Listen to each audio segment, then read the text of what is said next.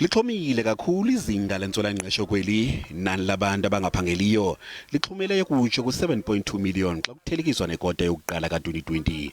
Kodwa inani labantu abaphangelayo lonyuke ngo-333,000 laye kutsho ku-15 million kwikota yesine ka-2020. There was a significant increase in unemployment to the order of 10%, and putting it in a different way, the actual level of employment declined by nearly 1.4 million in over the course of 2020 compared with 2019.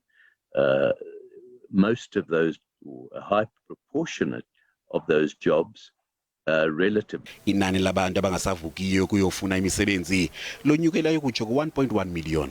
The concept of labor market tells us that people are what we call your working age when they are 15 to 64 years.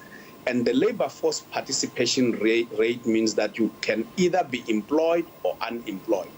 So we are seeing more people coming out of what we call other not economically active, or from the economically not active category. But when we talk of the not economically active, we also include the discouraged work seeker.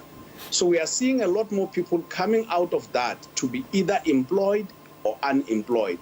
Ingqali zoqoqosho zithi intswela-ngqesho inento yokwenza nenqanaba lemfundo yomntu. Bakumyinge we-60% abantu abangaphangeliyo nabangenaso isiqinisekiso sematriki kweli.